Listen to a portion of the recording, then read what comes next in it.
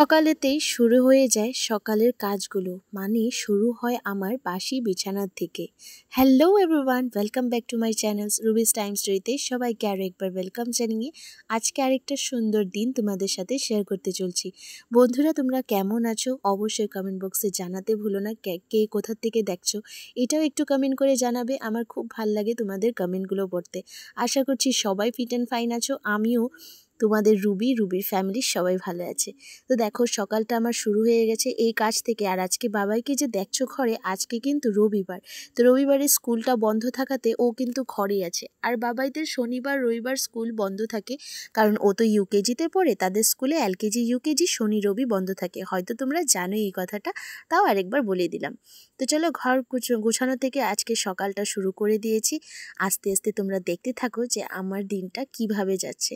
যেহেতু রবিবার, তো রবিবারে একটু কাজের প্রেশারটা বেড়েই থাকে। এক এক সময় এমন লাগে যে রবিবারে একটু ফ্রি হওয়া উচিত, তাই না বলো? যেরকম দোকানদারেরা ফ্রি থাকে, কাজকর্মের মানুষ পুরুষদের একটু ফ্রি ভাবটা থাকে, তো ফ্রিনেসটা তাদের থাকে, যেহেতু রবিবার একটু আড্ডা টাড্ডা মারবে, ঘুরবে টুরবে, তাই না বলো? কিন্তু আমাদের যারা আমরা হাউসওয়াইফ আছি, তাদের কিন্তু ঘরের কাজ ডাবল হয়ে যায়, তাই না বলো? আমার মতন যারা যারা আছো তারা অবশ্যই আমার ফিলিংসটা বুঝতেই পারছো। তো এখন দেখো, বিছানাটা ঠিক করে বাবাই পড়ার টেবিলটা আমি জাগাতে দিয়ে দিয়েছি, কারণ বাবাই এখন পড়তে বসে যাবে। বাবাইকে পড়তে বসিয়ে কিন্তু আমার বাকি বাইরের কাজগুলো সামলাতে হবে।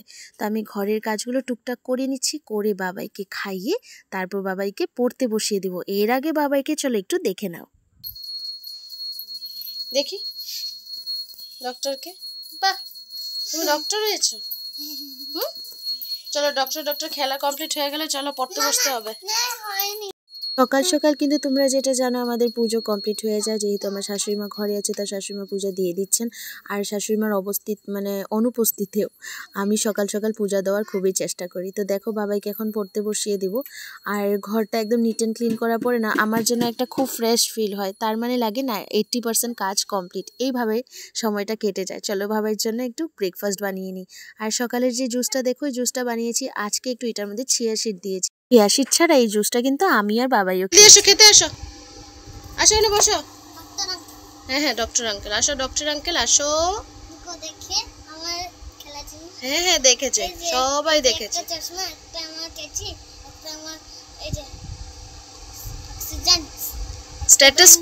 স্ট্যাটোস্কোপ বলে বাবা। আসো আসো আসো আসো, বসো বসো, জলদি জলদি খেয়ে নাও।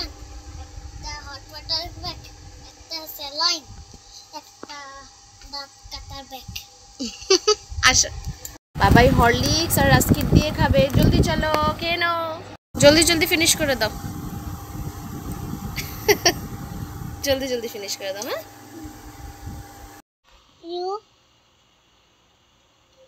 হ্যাঁ, তো চলো, আমার স্নান করা হয়ে গেছে, আমি স্নান করে এসেছি, এখন চলে যাব রান্নাঘরে। তো দেখো, এই যে সময় বাজছে 10টা বাজেনি, এখনো 10 মিনিট বাকি আছে। আর বাবা এই যে লাগছে এখনো।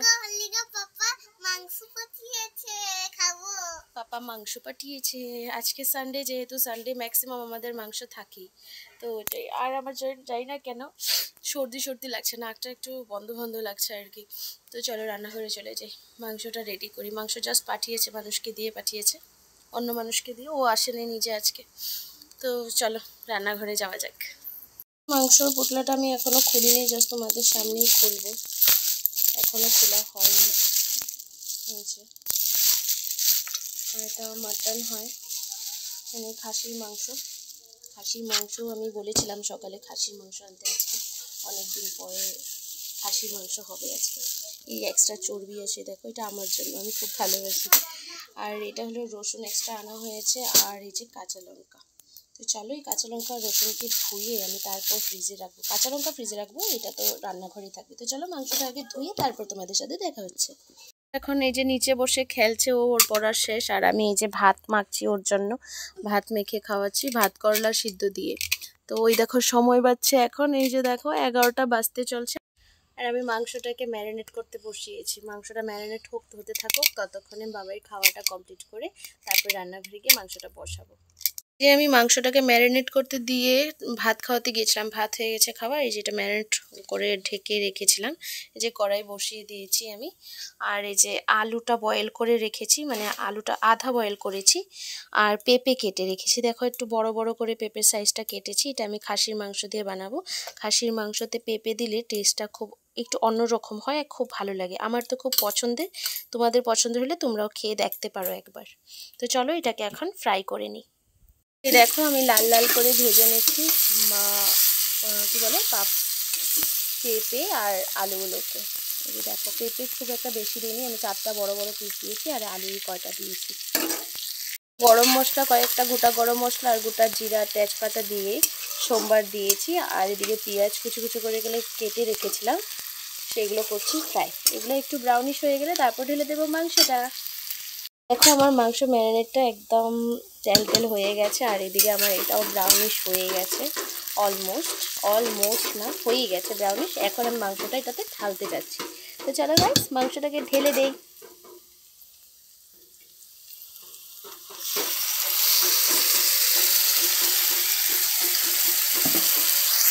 এর থেকে জাস্ট বড় ঘরে আসলাম, রান্না মানে মাংসটাতে ঝোল দিয়ে এসেছি আর কি। তো ফাইনাল স্টেপ চলছে মাংসের। আর তো মাংস হলে তোমরা জানো আমাদের মাংস হলে আর সেকেন্ড কোনো কিছু আর আইটেমের দরকার পড়ে না। এমনিতেই নর্মালি যদি মাংস ছাড়া অন্য কিছু আইটেম রান্না হয় তাহলে শাক তারপরে ভাজা কিছু একটা থাকেই লগে, কিন্তু মাংস হলে সেটা আর দরকার নেই। আর আজকে দেখো আমি একটু সিঁদুর পরেছিলাম, এই দেখো ঘেমে সিঁদুরটা একটু উল্টে গেছে উপর দিকে। আর সিঁদুর লাগাতে খুব ভালোই লাগে জানো তো। আজকালকার ম্যাক্সিমাম মানুষের সিঁদুর লাগানোটা কেন বাদ দিয়েছে সেটার কারণ এটাই যে ঘেমে উল্টাপুল্টা হয়ে যাবে, কপালটা লেটে পেটে যাবে, তার জন্য সিঁদুর পরাটা আজকালকার ধরতে গেলে স্কিপ হয়ে গেছে। তো তার জন্য টিপটা ইউজ হয়। তো কখনো কখনো আমি সিঁদুরটা লাগাই, কিন্তু লাগানোর পরে এই যে অবস্থাটা হয়ে যায় গাইস, তো দুপুর পর্যন্ত থাকবেই না এটা, আবার টিপ লাগাতে হবে। এনিওয়েজ তো চলো মাংসটাতে ঝোল দিয়ে দিয়েছি, বাবাকে এখন স্নান করিয়ে ঘরে নিয়ে আসি। বনে গেছে ডক্টর সাহেব, এই যে ডক্টর সাহেব, এই যে বালিশটাকে চাকনি সবাই তো খাচ্ছিল তোমরা দেখলে, এর মধ্যে কিন্তু আমারও খাওয়া দাওয়া শেষ। আর দেখো আমাদের খাওয়া কমপ্লিট হয়ে গেছে। আর রিদ্ধি সিদ্দিকে একটু দেখালাম, ওরাও কিন্তু আমার ঘরের দুয়ারের সামনে বসে আছে ওকে খাওয়া দিব বলে। তারপরে আমি তাদেরকে কিন্তু ঘরের পিছন দিকে খাওয়া দিয়ে এসেছি। এখন যাবে রিদ্ধি সিদ্দিক খেতে। তো চলো আমরা একটু রেস্ট করে নিই। তো গাইস ঘুম থেকে উঠে একদম ফার্স্টেই আমি বেডশিটটা দেখে এত বিশ্রী লাগছিল। বেডশিটটা সকালে যে পড়তে বসেছিল বাবাই আর কি, অনেক দাগাদাগি করেছে একদম কালার পেন্সিল দিয়ে, তো তার জন্য খুব বিশ্রী লাগছিল। আমি তার জন্য বেডশিটটা আর চেঞ্জ করে আমি স্নান করে এসেছি, এতটা গরম লাগছে। তো তার জন্য আমার নাইটি আর বেডশিট দুটোটাকে তোমরা চেঞ্জ দেখতে পাচ্ছ কিন্তু। আর তারপরে উঠে যা কাম করা আর কি, কিছু কাপড় ধোয়াধাই হয়েছিল, সেই কাপড়গুলো ভাঁজ করে গডরেজে ঢুকানো, জাগার কাপড় জাগাতে রাখা, আর এতটুকুই। তারপর সন্ধ্যা হয়ে যাচ্ছে গাইস, তো ঠাকুর ঘরে চলে গেল বাবাই প্রার্থনাতে বসার জন্য। যেহেতু আজকে সানডে তো মিস আসবে না, তো তার জন্য একটু ফ্রি আছে, তো প্রার্থনা করছে আর কি বসে। তো এই বলেই কিন্তু আমার ব্লগটাকে এখানে এন্ড করছি গাইস। যদি ভালো লেগে থাকে আজকে ব্লগটা প্লিজ লাইক কমেন্ট শেয়ার করে দিও।